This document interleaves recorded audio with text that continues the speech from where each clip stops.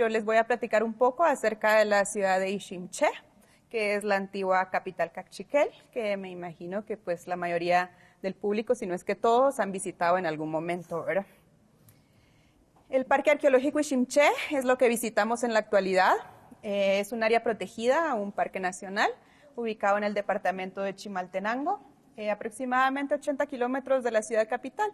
De tal modo es un destino turístico bastante popular para el guatemalteco del centro del país y también para el guatemalteco del área de Chimaltenango y de Tecpan, ¿verdad? Muchos lo conocemos, sin embargo, si lo reflexionamos un poco, nos damos cuenta que en verdad conocemos poco acerca de la historia de Iximché y el conocimiento que tenemos ha sido poco actualizado. Entonces, en aras de traer el conocimiento de Iximché a los temas de la arqueología moderna y también de transmitir un poco los análisis que se han hecho más recientemente, pues estoy presentando nuevamente la ciudad desde, espero yo, un punto de vista un poco novedoso. Este es el departamento de Chimaltenango, Iximché acá. La segunda capital cachiquel que conocemos es Chuanimabaj, que está en la parte noreste de Chimaltenango. Zacatepec es de este lado y Solola. Antes de continuar con mi presentación sobre Iximché, quiero pues ilustrar un poco, ¿verdad? De qué se trata la ciudad. Esto, pues ustedes dirán que tiene que ver la ciudad moderna, pero en realidad estoy poniendo en contexto lo que es la ciudad antigua también. Entonces, cuando vemos estas son imágenes comunes de la ciudad de Guatemala. Cuando pensamos en una ciudad, pensamos en un centro urbano, ¿verdad? Aquí tenemos los servicios, tenemos la mayor cantidad de construcciones, sobre todo tenemos la mayor cantidad de gente junta en el mismo lugar, ¿verdad? En Guatemala, la ciudad de Guatemala es en realidad la centralización de todos los servicios y de todo como el centro administrativo, económico y político. Ahora, la ciudad prehispánica. La ciudad prehispánica en realidad también es un centro urbano y también es una concentración de población. En este caso, estoy utilizando una imagen de Tikal. Es una imagen popular, me parece que la original es de la National Geographic y pues la tomé libremente del internet. Es únicamente una ilustración de cómo vemos, por un lado, la ciudad moderna con sus edificaciones, ¿verdad? Con su monumentalidad, y la ciudad prehispánica que tendemos a imaginarla un poco parecido, y Tikal es como nuestro referente de ciudad prehispánica. Efectivamente, para el periodo clásico, eso es, digamos, alrededor del siglo 7 y 8 de nuestra era. Tikal era una ciudad verdaderamente populosa, ¿verdad? Era el centro urbano por excelencia de la época. Y tenía pues sus edificios y toda la concentración de riqueza de la región. Esto es en el área de Petén. Es fácil para nosotros imaginarnos Tikal como una ciudad por la monumentalidad de sus edificios. Sin embargo, a veces cuando pensamos en ciudades como Iximché, que todos hemos visitado, no las vemos con los mismos ojos. Mucho del discurso general guatemalteco acerca de Iximché es que ya no tenían el esplendor que tenían estas ciudades. Sin embargo, yo lo que quiero traer a ilustrarles es que Iximché efectivamente también era un centro urbano y también era un centro de concentración de población. Sus detalles son diferentes, sus dimensiones son diferentes. Lo vamos a ver ahora, es una época completamente diferente al clásico y también una época completamente diferente a la moderna, pero sigue siendo un centro urbano, centro administrativo, centro del poder político y, por supuesto, el lugar a donde la población local se dirigiría en cualquier momento. Esta es una restitución de cómo se vería el centro de Iximché, que es lo que normalmente visitamos como turistas. Sin embargo, pues no es toda la ciudad, ¿verdad? Esta es una pequeña parte de la ciudad y vamos a ver que a lo largo de su historia, pues dominó diferentes cantidades de territorio. Tenemos nuevamente, para ilustrar lo más conocido, un elemento central, valga la redundancia, de nuestras ciudades es la Plaza Central. Mira, nosotros tenemos ciudades construidas sobre el modelo europeo y la Plaza Central es el eje, ¿verdad? Desde donde surgió en sí la urbanidad. En la Plaza Central vemos nosotros las muestras del poder político, ¿verdad? Es la sede del gobierno que teníamos en el centro, ahora ya no, pues la ciudad ha crecido muchísimo. y ha cambiado en su administración, pero eso es lo que está representado por el Palacio Nacional. Tenemos también el Centro de Administración Religiosa.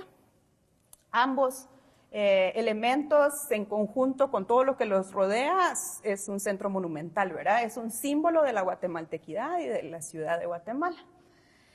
Y por supuesto, la plaza es un área de actividad pública. En la plaza es donde la gente viene a sociabilizar y se llevan a cabo una serie de actividades. Como actividades, pues podemos nosotros muy bien imaginarnos actividades económicas, ¿verdad? Tenemos ventas, serán formales, informales, pero es el centro de actividad económica, la plaza central. Tenemos también en la plaza un centro de actividad cultural, muchas cosas como en estas ilustraciones, pues tenemos actividades culturales en la plaza, tenemos por supuesto actividades religiosas, actividades políticas y pues todos tipos de interacciones sociales. Eso es fácil para nosotros visualizarlo, pues conocemos las plazas de la actualidad. Las plazas prehispánicas no son diferentes. A muchos de nosotros, dependiendo de las generaciones, nos dijeron que las plazas habían venido con los europeos. En realidad la plaza es un rasgo urbano muy común en muchas culturas, desde la antigüedad hasta nuestros días. Entonces las plazas prehispánicas, como función, a pesar de que el estilo es muy diferente como función, son muy parecidas a lo que vemos ahora en la plaza de la ciudad, ¿verdad? Y nuevamente vemos, por ejemplo, una ilustración de la plaza de Tikal, con sus monumentos, una ilustración de la plaza de Iximché, muy diferentes en la forma en que se ven, pero en función exactamente lo mismo, ¿verdad? Son centros de actividad cultural, religiosa, política, económica, lugares públicos donde la gente se puede reunir. Tenemos también para ilustrar el estilo. Todos nosotros conocemos la Antigua y conocemos la ciudad de Guatemala, ¿verdad? Entonces tenemos la Catedral de la Antigua, la Catedral de la Ciudad. En sí son el mismo edificio, son un centro de actividad religiosa católica, pero su estilo es diferente. ¿Verdad? El estilo de esta época es del siglo XVIII, es otra cosa que no es la misma que cuando se construyó la Catedral Metropolitana. Tenemos la sede de gobierno, ¿verdad? De la época colonial y la de la época moderna, perdón. Los materiales con que estuvieron construidos son muy diferentes, las técnicas constructivas de la época y el estilo, pues la moda es diferente, pero en sí la función es la misma. Aquí una diferencia que sí es fundamental con las plazas prehispánicas es que desde la llegada de los europeos tenemos una separación clara entre la institución religiosa y la institución político-administrativa. Pero en otros términos, la idea del estilo funciona muy similar. Mucha gente relaciona, digamos, la majestuosidad, el volumen constructivo de los templos de Tikal con grandeza cultural. En realidad, a pesar de que estos, que son los de Iximché, son más pequeños en volumen, no son diferentes en función, ¿verdad? Estos son templos, los de Tikal, templos, los de Iximché también, y están puestos en la plaza como monumentos, representan el centro de la ideología tanto religiosa como política de las personas que construyeron esta ciudad, ¿verdad? Las condiciones son muy diferentes, los materiales constructivos que tenían disponibles son muy diferentes y las tecnologías, por supuesto, también. De hecho, el medio ecológico es bastante diferente entre lo que vemos en Petén y lo que vemos en las Tierras Altas, ¿verdad? Empezando con que aquí podían construir con tales magnitudes, pues no hay terremotos allá, ¿verdad? En cambio, aquí en las Tierras Altas, pues todos sabemos que es una zona bastante riesgosa en esos términos. De hecho, que es el Templo 2 de Iximché, para el terremoto del 76, sufrió graves daños, ya estaba restaurado y pues es evidente que el estilo tiene que ver no solo con cuestiones, digamos, ideológicas y de gustos, pero también con cuestiones prácticas. Entonces, a lo que voy es que no son muy diferentes las plazas, las ciudades y los edificios en función de lo que tenemos ahora a lo que tenían los habitantes de la región hace unos siglos, ¿verdad? Entonces, en Iximché, este es el plano que tenemos del área que visitamos como turistas. El área está delimitada claramente por los barrancos, es el Nimás-Iwan, que está rodeando el monte de Ratsamut, se llama todavía, pero ya casi no usamos el nombre.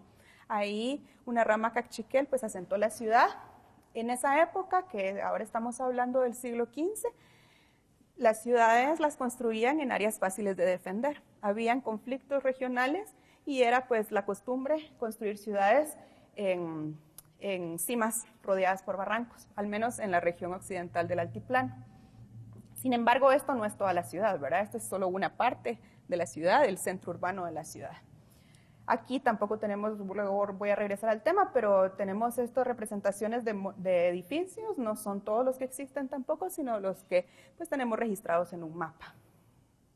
Como ustedes sabrán, para Iximché conocemos ciertos datos históricos, no porque nos dejaran escritura jeroglífica como en las ciudades de las tierras bajas del clásico, sino porque tenemos crónicas indígenas y crónicas españolas del tiempo como el siglo XVI a los siglos en adelante, ¿verdad? Entonces, sabemos que la ciudad de Iximché, cuyo nombre significa árbol de maíz, fue fundada a finales del siglo XV. Y para poner un poco eso en contexto, tenemos que observar que por la mayor parte del siglo XV, el reino quiché era el más poderoso de la región. Ellos habían logrado, por un momento de la historia, expandir su poder, y eso significaba que muchos otros de los grupos vecinos estaban tributando a los señores quichés, y si no tributaban, pues al menos tenían una condición, digamos, entre la jerarquía política regional un tanto inferior a la del reino quiché por una época. Esas relaciones eran bastante fluidas, digamos, bastante movibles. Y dentro de ese contexto del reino quiché existía una rama cachiquel que vivía en una ciudad que se llamaba Chiabar, que está muy cerca estaba muy cerca de lo que es hoy en día Chichicastenango. Entonces, esto sabemos que es gente cachiquel definitivamente, pero ellos tenían ahí su ciudad porque eran aliados de los reyes quiché, bueno, de todo el sistema político quiché. Este grupo de cachiquel sobre todo eran famosos por su habilidad guerrera. Entonces ellos contribuían mucho al propósito quiché con su poderío guerrero. Esto es un tecnicismo quizás, pero el sitio que identificamos ahora quizás como Chiabar es Patzac. De hecho, o sea, la ciudad de Chiabar en sí está perdida por el momento hasta que se hagan más investigaciones. Vamos a estar seguros de qué sitio arqueológico corresponde a este primer asentamiento quiché. A la segunda parte, digamos, del siglo XV, los cachiquelá de Chiabar abandonan la confederación quiché y fundan Iximché. Los textos nos informan que este grupo cachiquelá, por el consejo del rey Kikab, que era el rey quiché, decidió moverse. Habían conflictos dentro de la familia real y habían por lo menos 2 hijos del rey quiché, que querían como que el rey ejecutara a los señores cachiquel. Había algún conflicto ahí como de celos de poder o una cosa así. Entonces, el rey Kikab, el quiché, se negó a ejecutar a sus aliados cachiquelá y de hecho les aconsejó él mismo, según las palabras cachiquelá, que se movieran hacia el monte de Ratsamut y fundaran su propia ciudad. Es ahí que, según los textos, se fundó Iximché. Cabe aquí mencionar que como las investigaciones en el propio Iximché han sido relativamente limitadas, no sabemos si había una ciudad previa a esta fundación, ¿verdad? Todavía no sabemos, algún día ojalá lo podamos investigar. Hacia 1475, más o menos, murió el rey quiché, que era como el aliado de este grupo cachiquelá, y entonces empezaron conflictos, ahora sí, con los cachiquelá, definitivamente, con los quichés empezaron a haber conflictos bélicos reales, ¿verdad? Ya no estaba como el protector del grupo cachiquelá. Una cosa que debía haber mencionado un poco con anterioridad es que una diferencia fundamental entre el estilo de las ciudades y cómo representamos nuestros monumentos y nuestros edificios tiene que ver con la forma en que nos organizamos, ¿verdad? Entonces, digamos, los edificios del clásico maya reflejan el gobierno centralizado, casi teocrático, que está en la figura de un solo señor.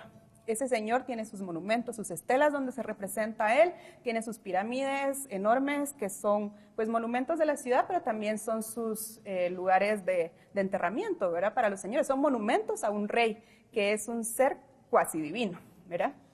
En cambio, en el gobierno posclásico, que es lo que ya estamos hablando aquí para Iximché, ese tipo de gobierno ya no existía. Ya no necesitaban o ya no eran apropiados esos tipos de monumentos. Las construcciones son diferentes, ¿verdad? Ya esos templos ya no son como tributos a un gobernante, sino que ya son parte de la ciudad y de la organización. El gobierno posclásico, no de todos los grupos étnicos quizás, pero por lo menos sí de los quiché y de los cachiquel, estaba organizado en confederaciones de linajes. Entonces, según nos cuentan los textos, pues la confederación de 7 Amac, que estaba presidida por la gente Tzotzil y Xajil, fueron los que fundaron Iximché. Habían pues otros grupos también, ¿verdad?, que se pasaron del lado de Chiabar para el monte Ratsamut. Sabemos también, gracias a los textos, que a pesar de que había un consejo de 4 gobernantes en Iximché, que sus títulos eran el Ajpo Tzotzil, el Ajpo Xajil, el Ajpo Tucuché y el Ajpo Xonihai, en realidad eran los 2 primeros quienes tenían en realidad mayor poder. Los demás, los otros 2 eran como un tanto secundarios. Lo reconocen en los textos, pero aún así dicen, sí, pero ellos no tienen mucho poder aquí, ¿verdad? Son los tzotziles los que presiden y de hecho los shahiles eran los que se llamaban a sí mismos cachiquel. Sabemos los nombres, también estos son datos bonitos que en las tierras bajas los tenemos por textos jeroglíficos, aquí los tenemos ya por textos en caracteres latinos, pero igual en textos indígenas. Los fundadores de la ciudad eran Bucubats y Juntoj, y los últimos gobernantes, que fueron los que encontraron los españoles, se llamaban Belejecat y Cají y Mosh. Entonces, como les decía, el estilo en que está construido la ciudad responde mucho a las necesidades, ¿verdad?, del gobierno y de la forma que están organizados. Vamos a regresar un poco a eso también al ver el plano de la ciudad. Les mencionaba que la ciudad era, por excelencia, un sitio defensivo. Vimos en el mapa antes, cuando estaba completo, que estaba rodeado completamente por barrancos. Sin embargo, aquí no había barranco, que es la entrada principal a la ciudad.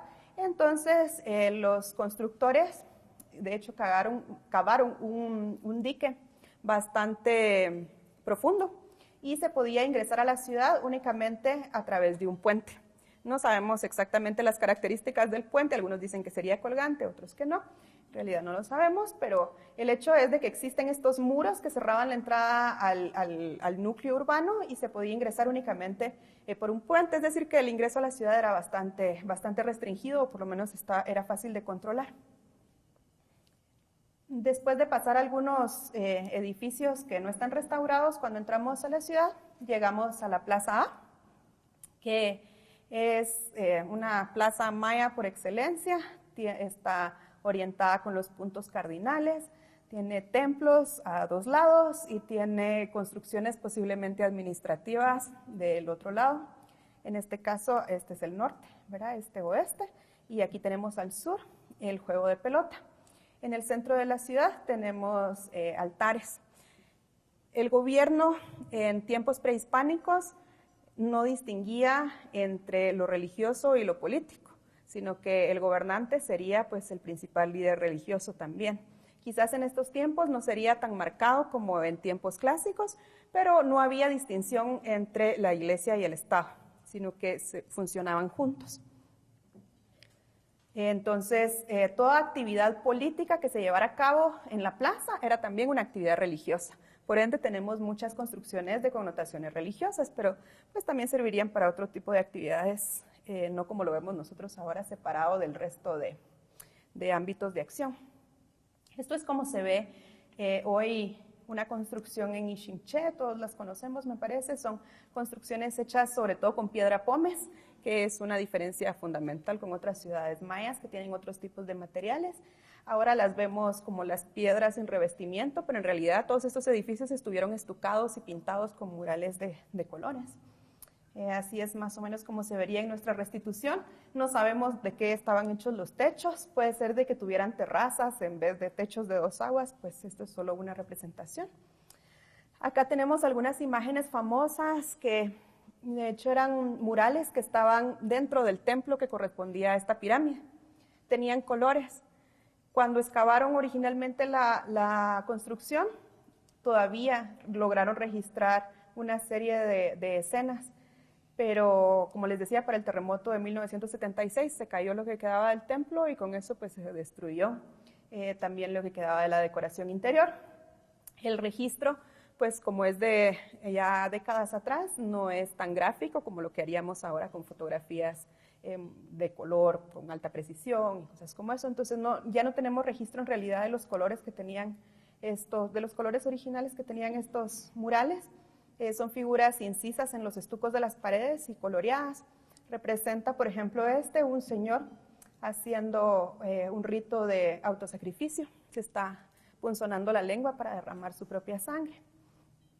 Son estilos que son muy diferentes a otras cosas mayas que vemos sobre todo en las tierras bajas. No por ello son menos mayas, digamos, porque mucho se ha dicho de que es un estilo mexicanizado, que es más bien náhuatl y no maya, pero en realidad no tenemos indicios de que aquí estuviera habitando gente náhuatl, sino que son como préstamos culturales, estilos que la gente está adoptando y pues están utilizando estos estilos. Este es otro mural que todavía quedan algunos restos de pintura en esta pequeña plataforma de acá. Si ustedes logran distinguir acá, están los dientes de una calavera de perfil. Y por aquí iría el ojo.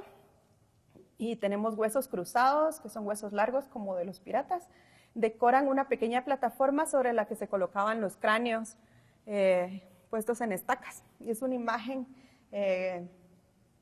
que tenemos nosotros más en la mente gracias a las historias europeas que a las historias prehispánicas, ¿verdad? Pero para la época posclásica era bastante común que existieran este tipo de construcciones que se llaman tzompantli, y pues ahí había un despliegue de cabezas humanas y los murales de hecho así lo ilustran.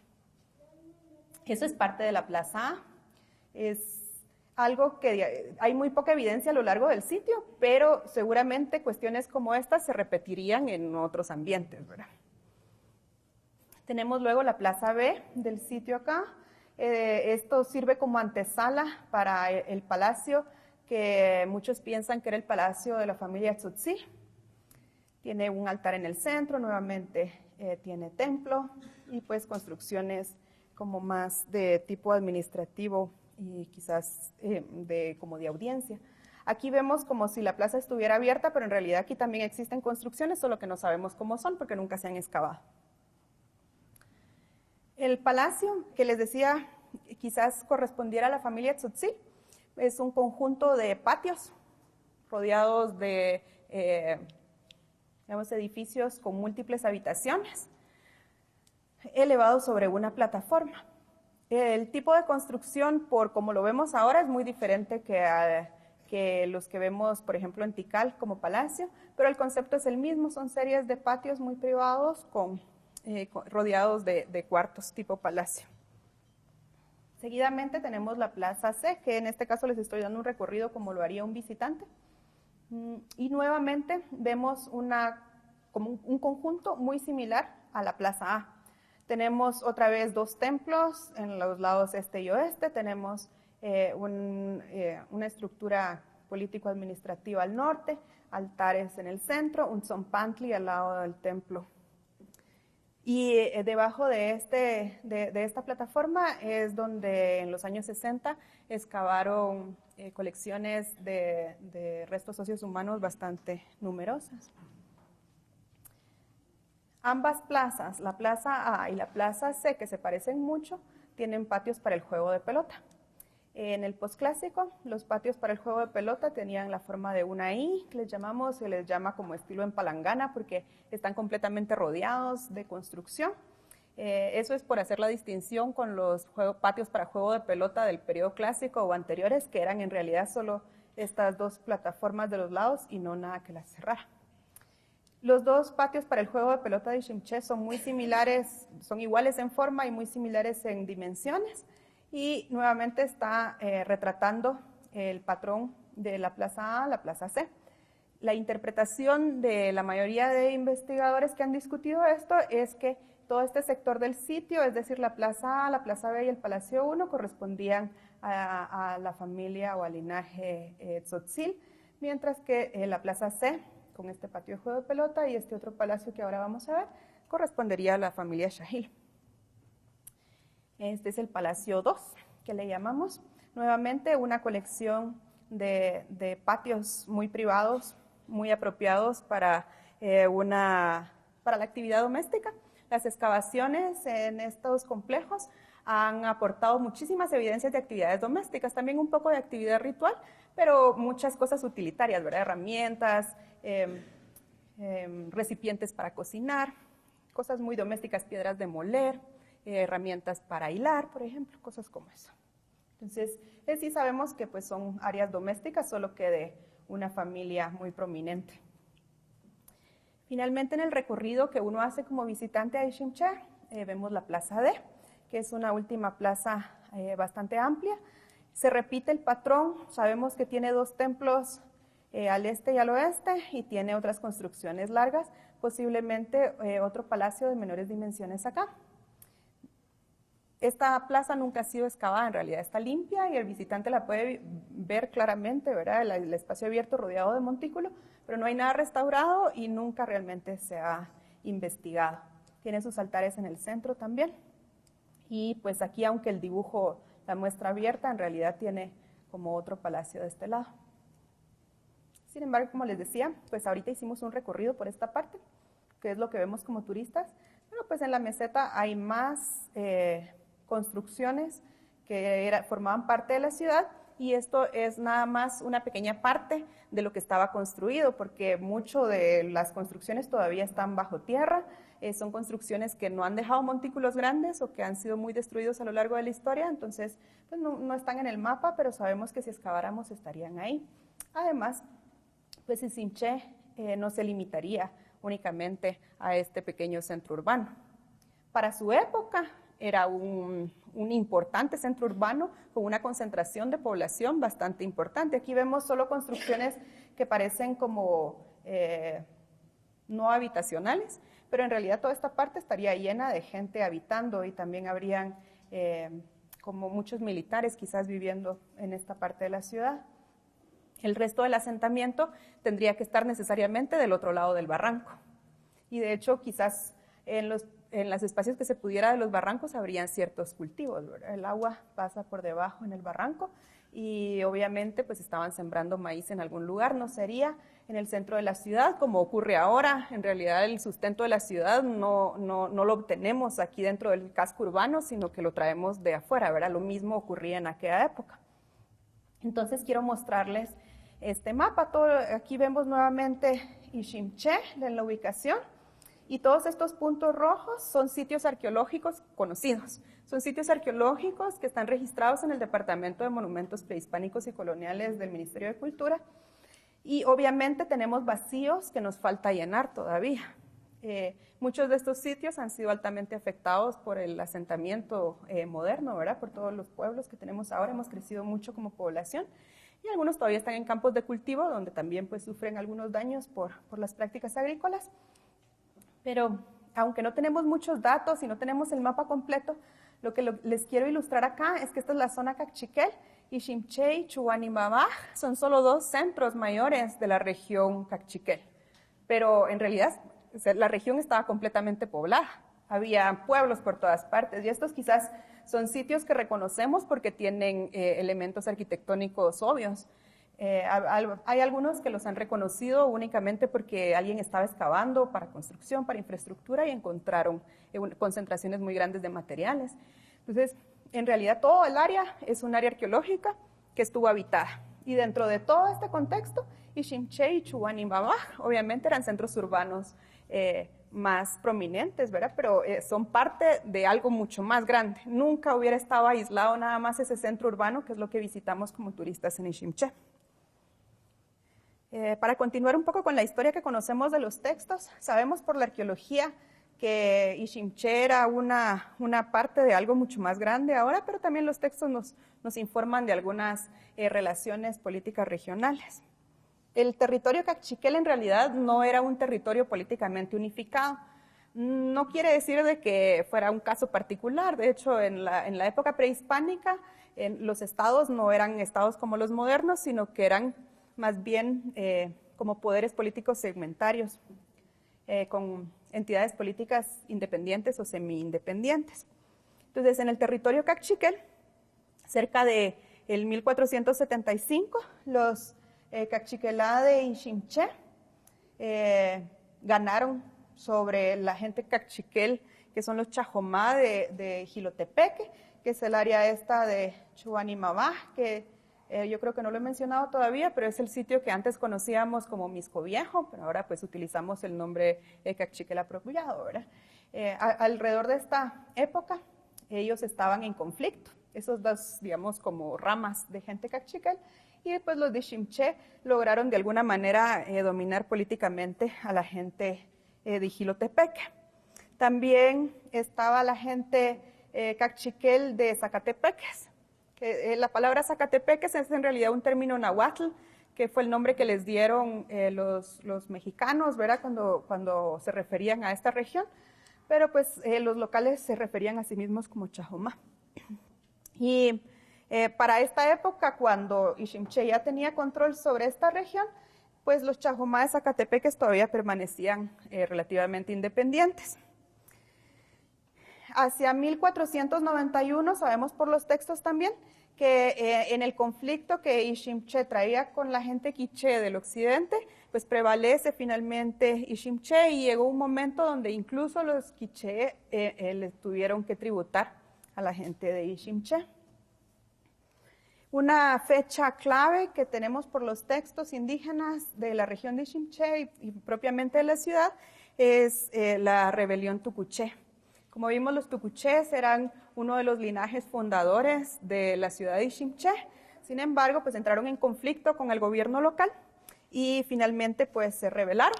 Y fue un evento tan traumático para la ciudad que empezaron a contar el tiempo desde esa fecha. Entonces hay una gran parte del memorial de Sololá, que son los anales de los cachiqueles, que están contando el tiempo desde esta rebelión. Entonces dicen, han pasado tantos años desde este evento, ¿verdad? Fue un evento muy traumático. Y esta gente tucuché parece ser de que pues se movió para esta región también. Finalmente, durante la primera parte del siglo XVI, la gente de Iximché ganó control sobre el territorio de Zacatepeques. Entonces es ya muy cerca de la llegada de los europeos, que en realidad se puede ver como más, como digamos, un estado más unificado, el territorio cachiquel, aunque de todas maneras pues ellos están reconociendo como entidades diferentes, porque pues esa es la forma de organización de la época. De hecho, aquí todavía me falta la gente de Sololá, que era también otra rama cachiquel, sobre la que también presidió durante un tiempo Iximché y poblaron un territorio tan grande como casi llegando a Escuintla. Pero esa ciudad exactamente no sabemos dónde está, entonces no la puedo marcar en el mapa. Todavía hay algunas sugerencias, pero no sabemos qué sitio es la antigua Sololá. Y bueno, como sabemos todos, con nuestra formación académica guatemalteca, en 1524 llegaron las tropas españolas presididas por Pedro de Alvarado. La historia normalmente nos cuenta que la gente cachiquel se alió a los españoles y peleó contra sus enemigos, y la idea era como prevalecer de esa manera, era como ganar cierta ventaja. Sin embargo, si observamos un poco más la historia, vemos que desde años antes de este 24, por lo menos desde el 20, las epidemias ya habían llegado a la región. La población estaba completamente mermada para entonces, ¿verdad? La enfermedad vino mucho antes que la gente. Es decir, que las ciudades ya estaban teniendo problemas desde antes. Luego venían las noticias, ¿verdad? Para esta época, la gente quiché ya eran tributarios de Moctezuma en México, y desde mucho tiempo atrás tenían noticias pues, de los contactos y de lo que estaba pasando en el camino. Imagínense ustedes como la tensión de saber que ya viene toda esta ola de violencia que nos va a encontrar, ¿verdad? Y aparte estamos sufriendo de toda esta enfermedad desconocida para la que no tenemos defensas. Entonces, efectivamente, cuando los españoles están peleando contra los quiché, Cají y Mosh, manda a avisar, ¿verdad? Como a ofrecer su ayuda a las huestes españolas y forman cierta alianza. Luego, pues reciben a Pedro de Alvarado y sus tropas en la ciudad de Iximché. Efectivamente, ellos se asientan ahí y asientan la primera ciudad de Santiago de Guatemala. Pero esa alianza fue muy poco duradera. Y ya en el mismo año, un par de meses después, se rebeló la gente cachiquel de Iximché y empezaron por lo menos 10 años de rebelión. Entonces, no es la conquista, digamos, de la región del centro de Guatemala, no es un evento que pasó en un día, no es como una bienvenida al ejército español, sino que es todo un proceso bastante dramático, ¿verdad? Y que se extendió por muchísimos años. De hecho, fue hasta 1535 cuando se rindieron por fin los señores Cachiquelá y por entonces los dejaron libres, pero en 1540 los ejecutaron. Es decir, que todavía durante estos años es posible que tuviéramos todavía conatos de rebelión, ¿verdad? Porque ellos regresaron, después de que se rindieron, regresaron de la Antigua para la región de Tecpan nuevamente. Entonces, son partes de la historia que pues no la tenemos en narrativa, ¿verdad? Pero nos podemos imaginar. Tenemos textos, como les decía, indígenas y españoles en caracteres latinos, pero tenemos también otros tipos de documentos indígenas, como en este caso, este es el lienzo de Tlaxcala, que es como ustedes se acordarán, los tlaxcaltecas vinieron con los españoles como aliados, ¿verdad? Guerreros, y contribuyeron pues en todas estas peleas de conquista. En este lienzo, pues tienen toda una narrativa del apoyo que ellos prestaron al ejército español. Entre eso tenemos, por ejemplo, una imagen de la batalla de conquista de Iximché. ¿Verdad? No es un evento pacífico, según lo pintan los tlaxcaltecas.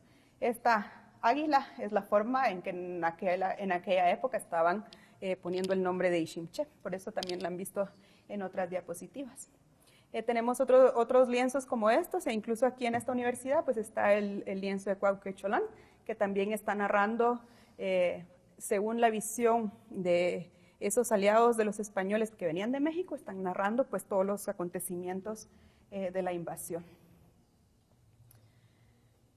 Entonces, regresando al centro de Iximché, vemos aquí, esto es como lo representan en el plan del lienzo de Cuauhquecholán, y esto en cambio ya es como lo representa el ojo español. Mira, aquí ya estamos viendo la representación del urbano. Si ustedes vieron antes, tenemos este cerro y esta águila, es lo que dice ciudad, Iximché.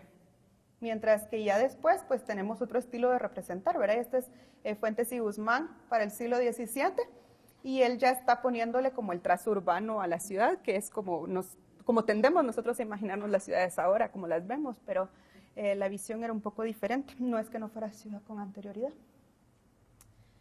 Tenemos imágenes, en este caso quiero ilustrarles cómo Iximché realmente nunca ha salido de la historia guatemalteca, nunca ha estado perdida, ¿verdad? No ha sido una ciudad perdida en la selva como algunas otras, pero en cambio siempre tenemos referencias de ella, como en el caso de Fuentes y Guzmán. Esto es Julián Falla, a principios del siglo XIX, que estaba dibujando los montículos, los campesinos, sembrando la milpa alrededor. Tenemos los planos, ¿verdad? Este es un plano también de principios del siglo XIX. Este ya es un plano de un explorador extranjero de finales del mismo siglo. Tenemos aquí algunas imágenes de cómo se veía Iximché a mediados del siglo XX. Como ustedes pueden ver, pues era un área de cultivo. En realidad, para esta época, pues no estaba puesta en valor todavía, como está ahora restaurada, sino que habían familias habitando ahí, ¿verdad? Y había sus cultivos, por ende. Aquí vemos por escala, el investigador que tomó estas fotos, pues colocó a personas al frente del montículo. Estos son de los primeros trabajos que se llevaron a cabo en la ciudad. Era un arqueólogo que se llamaba Janos de Saxi. En 1953 empezó las investigaciones de Iximché. Esta es la publicación. En realidad son como folletos bastante cortos los que producían en aquella época, pues, pero esa fue la La investigación que él hizo fue muy corta también porque él murió intempestivamente y lo dejó todo un poco a medias. Pero es el inicio de como la puesta en valor de Iximché para la época moderna. Después de él, pues vino Jorge Guillemán, que fue quien hizo la mayor cantidad de excavaciones en el sitio y también toda la restauración que vemos ahora. De hecho, este señor trabajó aquí por varios años, desde el 59 y algunos como hasta el 67. Y después de eso, en realidad no se han llevado a cabo investigaciones arqueológicas en Iximché. Eso tiende a darnos la impresión de que ya sabemos qué pasó ahí, de que ya tenemos la información de esa ciudad, pero en realidad podemos aprender muchísimo más. Todavía hay mucho que investigar en Iximché, y no solo en el centro de la ciudad, sino también en sus alrededores, que es algo que en esta época pues no se le ponía atención. Este es el primer mapa que Guillemán produjo. Tenemos fotos de las primeras restauraciones. Aquí todavía estaba el templo sobre la pirámide 2. Estos eran los túneles de exploración que excavaron dentro de la misma pirámide. Tenemos fotos, por ejemplo, del mismo excavando. Este era un depósito de cráneos cerca del Zompantli de la Plaza C. Y este es un dibujo del entierro que se considera como el del máximo gobernante de Iximché. Y aquí es que quiero hacer la observación de que este es un entierro que conocemos donde hay una figura central que lo enterraron utilizando como una corona de oro y tenía su collar con los jaguarcitos que son famosos de Iximché, que hay réplicas ahora en las joyerías, y tenía algunos otros elementos más algunas otras personas que enterraron al mismo tiempo. Efectivamente, este es el entierro más rico que conocemos de la ciudad, pero no quiere decir que este sea precisamente el rey de la ciudad. Es que no conocemos otros entierros, entonces, o conocemos muy pocos, ¿verdad? Entonces puede ser de que encontremos algo más cuando excavemos más, pero por el momento, pues es desde esta época que tenemos esas impresiones. Esta es una nota del diario El Imparcial en el 59, y aquí pues estaba anunciando el hallazgo, cráneo con corona de oro en tumba de señores, y ya se está llamando a Iximché cuna de la nacionalidad guatemalteca. En el discurso guatemalteco mucho se ha dicho que es como un símbolo, ¿verdad?, que representa la unión de las dos culturas, y pues hallazgos como esto han contribuido también a darle cierto soporte y cierto auge a estos argumentos. Sin embargo, eso no quiere decir que tengamos la palabra final todavía sobre la historia y los habitantes de Iximché. De los trabajos de Guillemín, él produjo esta pequeña publicación y algunos otros artículos que están listados en el anuncio de esta conferencia. Es un poco corto también y muy al estilo de la época. Sin embargo, pues ahora tenemos las investigaciones que hicieron sobre la misma evidencia, un grupo de especialistas norteamericanos, y publicaron este texto en el año 2003. Entonces es toda una revisión de las evidencias, reanalizaron la cerámica que en realidad Guillemín nunca había analizado todo lo que había recogido, y también todos los huesos, han hecho los análisis de químicos que se hacen con restos óseos, cosas como eso, pero en realidad no quise centrar esta plática en eso. Espero yo que para el simposio de arqueología, que es más técnico, que pasa en julio, pues entonces voy a estar hablando un poco más de tecnicalismos, pero por ahí pues solo les cuento de que esto es como lo más reciente en términos de investigación moderna. Ahora pues nosotros estamos tratando de completar un panorama más regional, viendo qué investigaciones tenemos en otros sitios de la región y tratando de completar una visión más completa, más rica de lo que es la historia cachiquel, y no limitándola solo al centro de la ciudad. Pero ahora tenemos otras tecnologías, ustedes saben, pues ya tenemos las fotografías satelitales, tenemos toda la tecnología digital que nos ayuda a hacer cosas como más ilustrativas y más detalladas. En sí, como les decía, Iximché sí es un centro urbano, es la sede del gobierno, la sede del poder religioso, del posclásico cachiquel, pero también es una ciudad que se fundó quizás 50 años antes de la llegada de los europeos, ¿verdad? Tenemos 3 etapas constructivas en la ciudad, pero eso es lo que dio tiempo de hacer en la época. No quiere decir que sea una ciudad digamos, con poca capacidad de desarrollo, sino que en realidad su historia es bastante corta y pues está sujeta a las características de su época, ¿verdad? Al estilo, al medio, a otras muchas cosas. Sin embargo, a pesar de su corta historia, pues logró expandir su control sobre un amplio territorio y pues esperamos que con el tiempo podamos aprender más de la región. Hoy en día, Iximché, pues obviamente es una ciudad arqueológica, pero sobre todo es un parque nacional y es un sitio sagrado. La mayoría de visitantes de Iximché son gente local y una buena parte son gente que visita el parque por cuestiones espirituales. Entonces también la función y la visión que tenemos del sitio en el siglo XXI es muy diferente que lo que teníamos en el siglo XX y pues dentro de eso estamos tratando de avanzar una investigación que sea respetuosa, ¿verdad?, de todos los sectores que utilizan el parque. De hecho, esta parte de acá, que también es un patio arqueológico, ¿verdad?, es un patio rodeado por construcciones relativamente grandes, es en realidad el área ceremonial que se utiliza ahora, es patrimonio arqueológico, pero pues en la actualidad es el área con mayor contenido energético donde se realizan las ceremonias y así va a continuar, ¿verdad? Porque pues estamos compartiendo los espacios en la forma en que los utilizamos para esta época y es relevante para la cultura guatemalteca. Y pues con eso los dejo. Muchísimas gracias por su atención.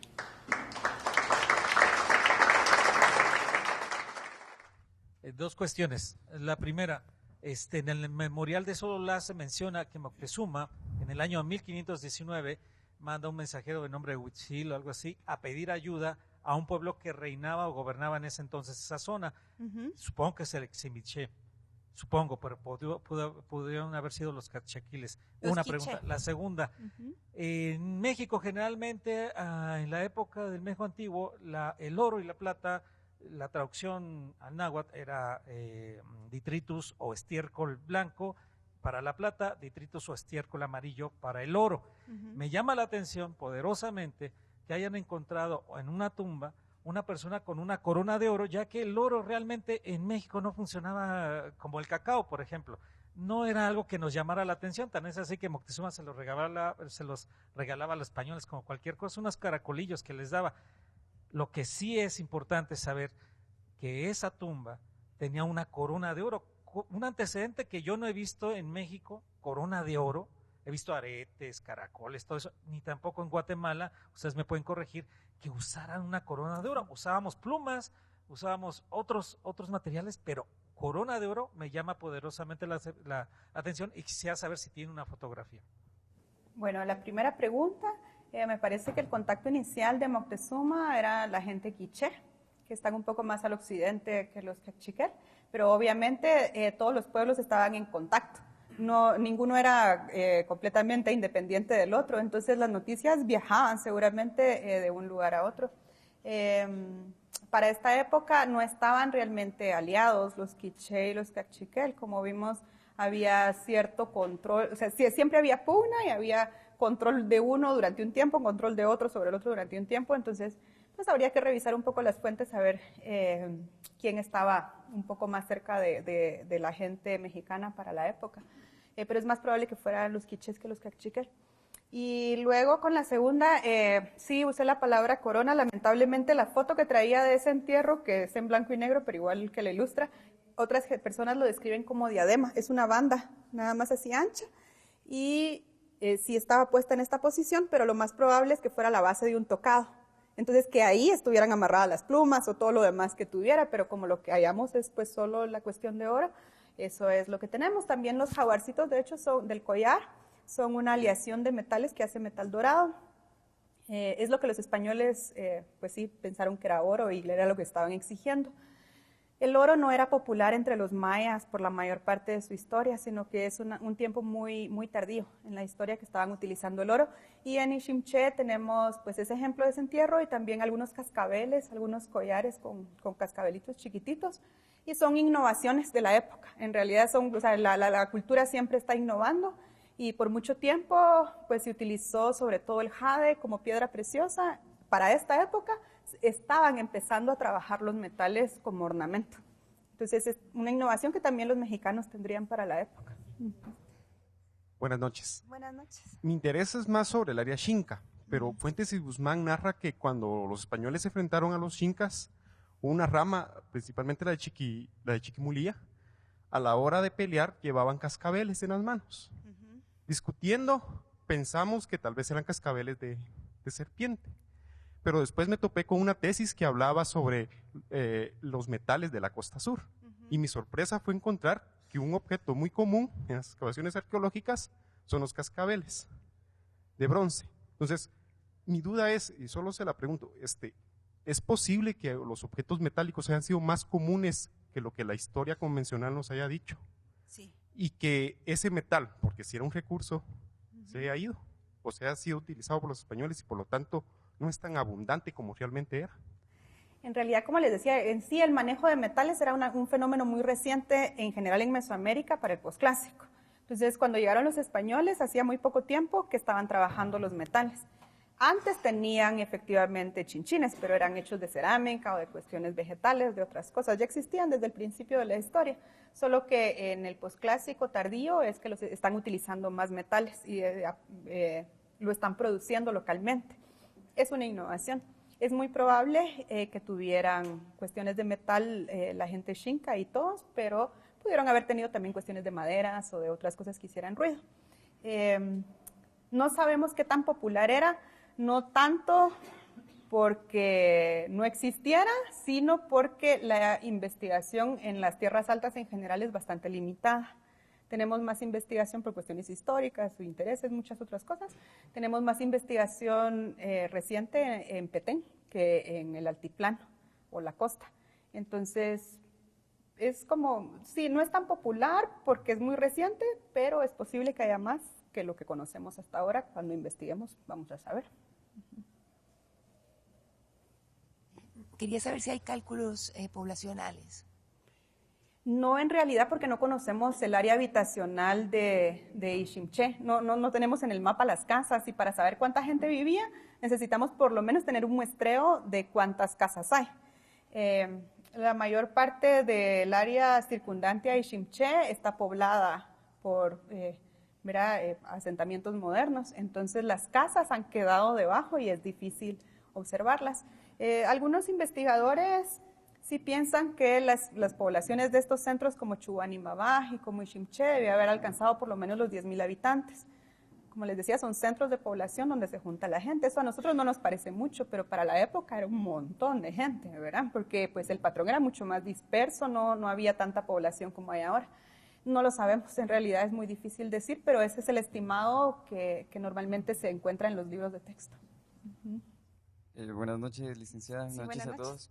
Solo quizás a modo de complementación o quizás para quitarme alguna duda. ¿Sí? Usted habló que en el año de 1491 los cachiqueles derrotaron a los quichés. Según la historia, los cachiqueles se aliaron a Pedro de Alvarado y a toda su batalla que traía con ellos para poder derrotar a los quichés en ese entonces.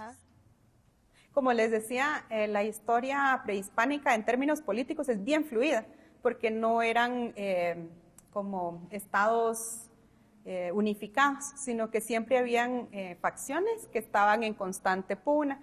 Entonces habrían unos aliados, de repente por alguna razón pues ya cambió el gobierno, que se dio la familia gobernante y se separan.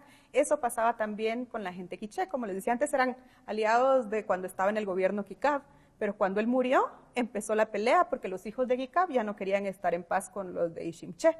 Entonces siempre están cambiando, ¿verdad? Y el texto, digamos en este caso los anales de los cachiqueles, nos dicen sí, nosotros triunfamos sobre el pueblo quiché, pero no sabemos cuánto duró ese triunfo, ¿verdad? O sea, lograron que en algún momento tributaran los quichés, pero no sabemos si fue una vez o si alcanzó unos años. Eso, son detalles que no tenemos, digamos. Entonces podría no decirse que fueron derrotados en ese año, porque si no hubo ninguna derrota. O sea, eso es lo que nos dice el texto, digamos. El texto nos dice que hubo un enfrentamiento y hubieron por lo menos 3 batallas que nos narran que ganaron los cachiquelas sobre los quiché.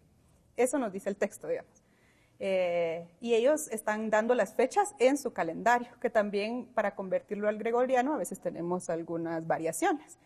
Entonces los datos, pues, no es que haya una prueba fehaciente de la batalla, digamos, pero pues eso es lo que conocemos según el texto indígena. Sí, también según los anales de los cachiqueles y algunos otros libros históricos, usted decía de que ya habían enfermedades en ese entonces que eran un poquito quizás... Es que... Según los anales de los cachiqueles, los españoles traían consigo esas enfermedades. A eso me refería. Eso me refería, que incluso antes de que llegaran los españoles hasta allá, la enfermedad caminó adelante. Porque cuando pasa que como eran de continentes diferentes, entonces unos tenían enfermedades para los que los otros no habían desarrollado defensas todavía.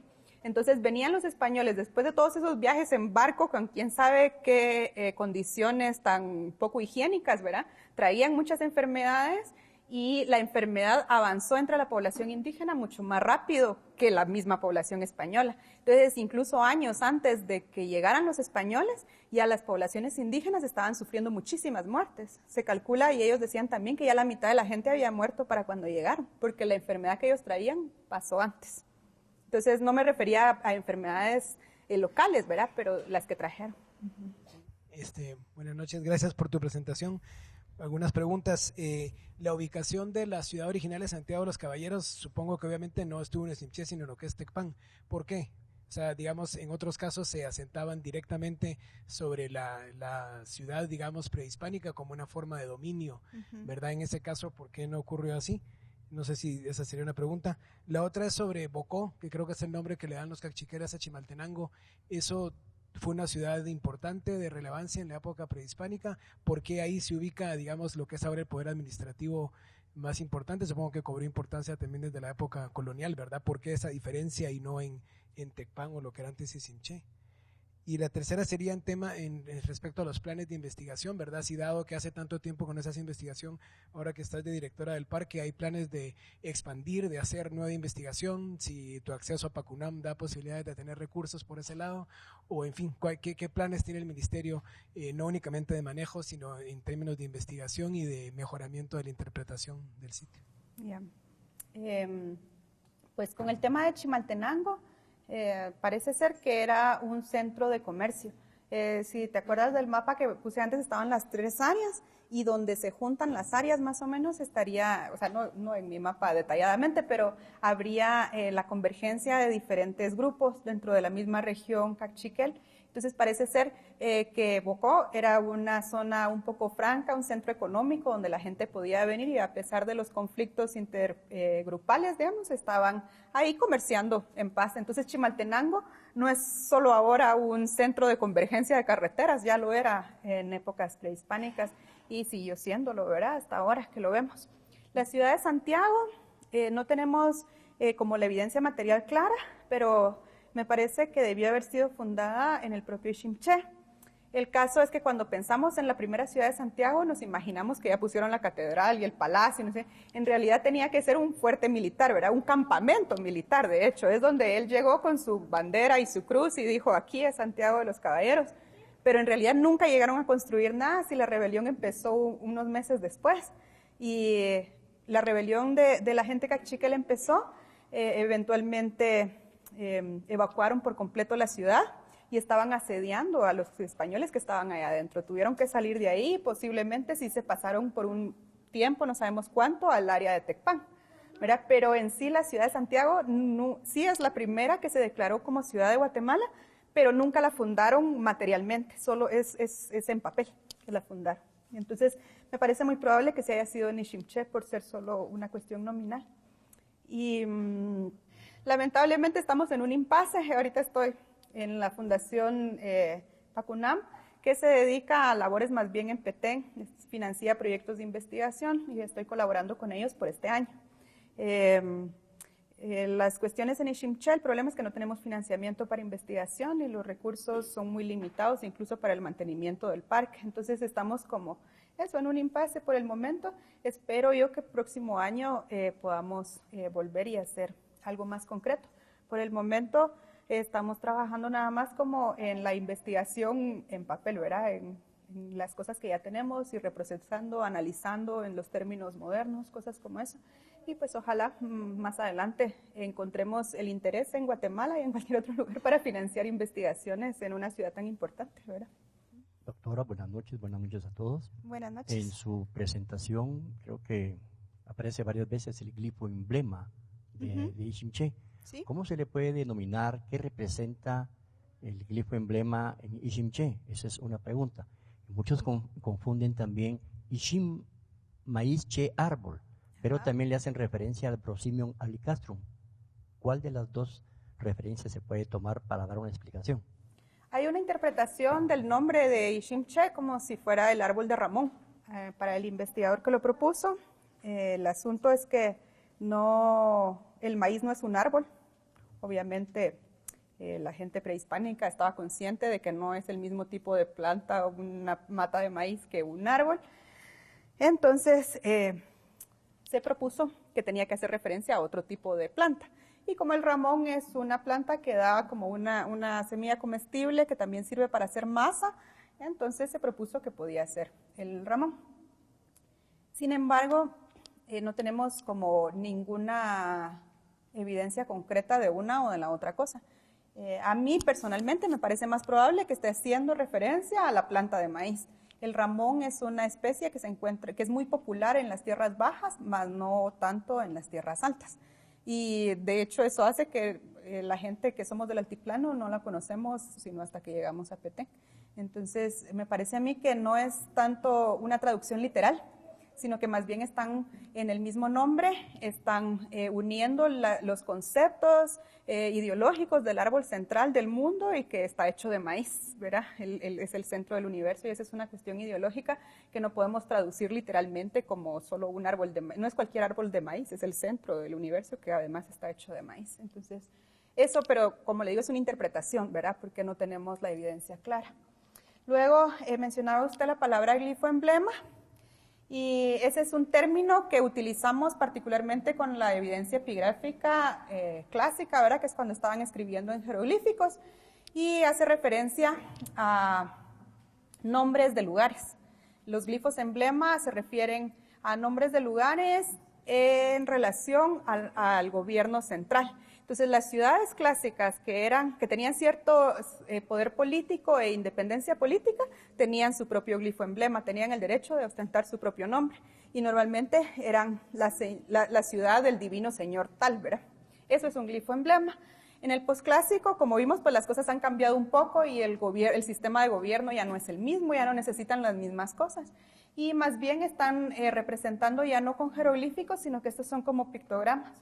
Ya son imágenes que hacen referencia a un lugar, son símbolos de la ciudad. Y como les decía, ahí tienen el cerro pintado dibujado debajo del águila, y ese está haciendo referencia a un lugar amurallado, a un centro urbano. Lo mismo que ese templito y la pluma, que la pluma es como un símbolo que se refiere a un palacio real, es decir, que ahí había un centro de poder donde había un gobernante, ¿verdad? Un palacio real. A eso hacen referencia, pero digamos, ya no son exactamente lo mismo que el glifo emblema, o el sistema ya no es el mismo que el glifo emblema del clásico.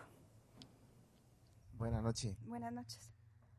Solo un comentario, porque también hay otros conversatorios de ese tipo y a veces se deja en el imaginario de que esa posibilidad de alianza que hubo, digamos, con los españoles, de parte de los caciqueles, en algún momento otros pueblos lo han tipificado o visto que los caciqueles son traidores. Y obviamente cuando vemos los otros pueblos, por ejemplo, por las Verapaces, Ajpop Bats también utilizó esta estrategia para proteger a su pueblo. Fue a negociar con los españoles justamente para que hubiera paz y no hubiera guerra, y de ahí que se le llamó la Vera Paz, la Vera de las Paces. Entonces, en ese sentido, pues como para quitar ese imaginario, porque muchas veces, digamos, en exposiciones como estas, en donde hay población quiché y caciquel, entonces, son traidores. Entonces, en ese sentido, pues es bueno, digamos, de tipificar bien la información. Pues Me llama la atención las 4 familias que estuvieron viviendo en Iximché, prácticamente son núcleos familiares, solo que en algunos textos aparece como Ajpop, y en este caso lo presenta como Ajpo. Entonces, solo para que lo comprendamos de igual. Sí, gracias. En los textos también hay muchas maneras de escribir las cosas, ¿verdad? Y de hecho, las familias tenían diferentes nombres para llamarse a sí mismos, no, porque no es el mismo como el apellido que usamos ahora. Entonces, en algún texto pueden aparecer como Shahil y en otro aparece como Cachiquel, ¿verdad? Entonces, o en una línea y en otra línea. Entonces, pues para nosotros puede ser un poco confuso, pero es que en tiempos prehispánicos sí existían más nombres que para referirse a la misma familia o a las mismas cosas. Pues muchas gracias por la actualización de la información para todos nosotros, doctora. Mi pregunta va porque me llama mucho la atención el plano ese que hace Fuentes y Guzmán de la parte, digamos, como urbana, que no tiene ninguna relación aparentemente con lo que es digamos, toda la distribución de lo que vemos hoy, pues, en cuanto a los vestigios de la arquitectura prehispánica. Entonces, no sé si se ha hecho algún estudio sobre esto. Esta es una de las preguntas. La otra es si se sabe por qué en las tierras altas no hay evidencia epigráfica, como en el caso, digamos, o si la hay, o se perdió, o esas 2 preguntas. Gracias. Muy bien. Con el plano, no conozco ningún estudio específico que interprete, digamos, la visión de Fuentes y Guzmán. Tenemos que recordar que Antonio de Fuentes y Guzmán es un cronista que en realidad estaba narrando cosas que le contaron o cosas que él leyó en otro lado. Él no lo vio de primera mano, él ya es del siglo XVII, no es del siglo XVI. Entonces, él se lo está imaginando un poco, ¿verdad? Él visitó el lugar, me parece, pero la reconstrucción que él hace, pues es su propia interpretación de las cosas. Lo que me gusta de este plano, eso sí, es que incluye casas, gente viviendo en la ciudad. Ahora tendemos a ver las ciudades prehispánicas como lugares vacíos donde solo habían templos y reyes, pero no eran así, eran ciudades con mucha gente, con mucho movimiento, mucho comercio, actividades todo el tiempo, ¿verdad? Entonces, por lo menos en ese sentido, este plano es un poco más ilustrativo, quizás incluso que lo que nosotros los arqueólogos les presentamos hoy en día. Eso me gusta de ese plano, pero obviamente es una interpretación de él, ¿verdad? Y luego con el asunto de epigrafía, obviamente la epigrafía era muy común en el clásico, utilizaban la escritura jeroglífica en monumentos de piedra, en vasijas cerámicas, en artefactos de concha, de jade, de un montón de cosas tenemos evidencias de escritura jeroglífica del periodo clásico, más no para el posclásico. Eso ha servido como base para que mucha gente diga que los mayas del posclásico ya no escribían, que no sabían, que se perdió el conocimiento. Sin embargo, como todos ustedes se acordarán, hay libros posclásicos. Incluso Landa, un fulano español, quemó cantidad de libros, ¿verdad?